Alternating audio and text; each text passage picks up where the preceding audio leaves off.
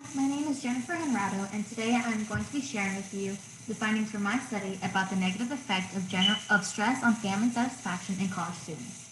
This study investigated the relationship between high levels of general stress and family satisfaction levels. General stress can be defined as a degree to which you feel overwhelmed or unable to cope as a result of unmanageable pressures, while family satisfaction refers to overall relational well-being and happiness an individual feels with his family quality.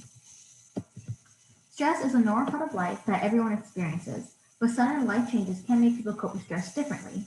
College students are exposed to many factors that adversely affect their life and family satisfaction.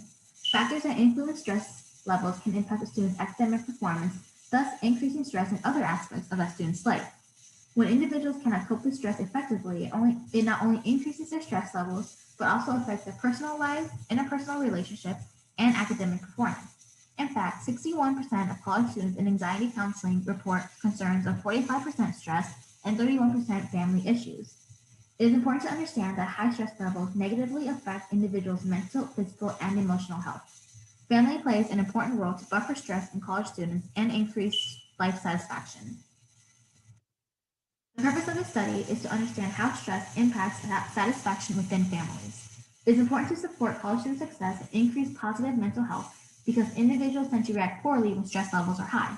Our research question was, will college students who experience higher levels of general stress have lower family satisfaction? We hypothesized that college students who experience higher levels of general stress will have lower family satisfaction. The, the research design was based on a non-experimental design, as no experiments were conducted, nor did any manipulations occur.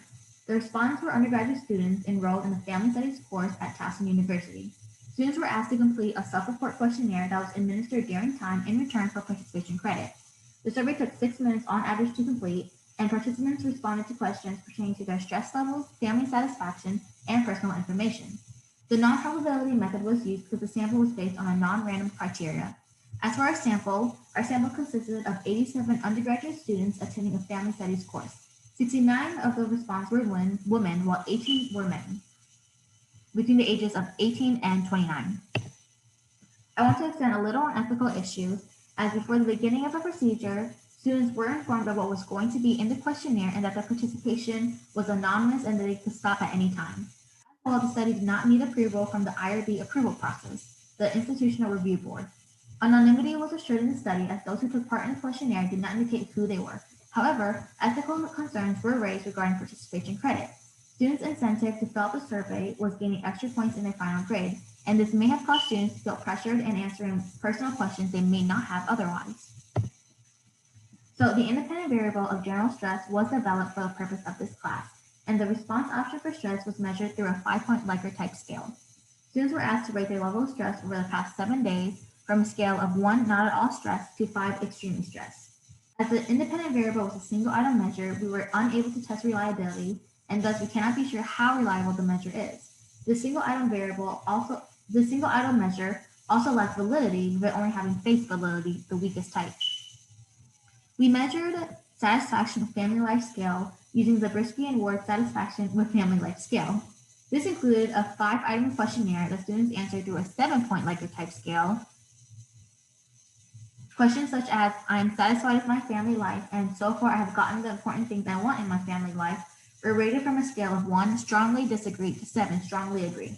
The score range was interpreted as the higher the score, the higher the family life satisfaction. Compared to the independent variable, family life satisfaction had good test retest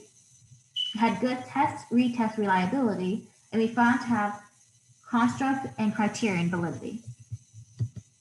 And here are the results of our study. As shown in Table 1, 40.2% were moderately stressed, while 11.5% were reported to be extremely stressed.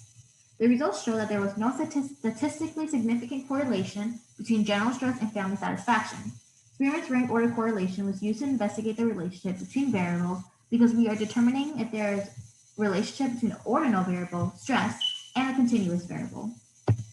This study aimed to find a relationship between whether high levels of stress would affect family satisfaction levels. Our hypothesis, however, was not supported. General stress is a broad term with multiple levels that correspond with each other. Examples being academic, perceived, school, and family stress, or reasons why the hypothesis was not supported. As stated in previous studies, negative correlation between life satisfaction and stress factors are consistent. However, a strength of this study refers to a well-validated and reliable measure of the satisfaction of family life scale. Also, while other studies put focus on life satisfaction in college students and stress, this study focused on family life satisfaction, specifically offering more data in the family studies field. However, it is also important to note that this study does have limitations. First, only those taking a family studies course were able to participate in this study, which reduced the sample size, thus increasing the margin of errors. Second, the study relied on cross-sectional data, which observed the outcomes and exposures at one point in time.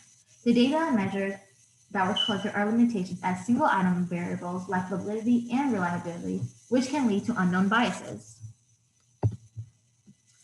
Based on this study and past research, there are several implications for family human service professionals.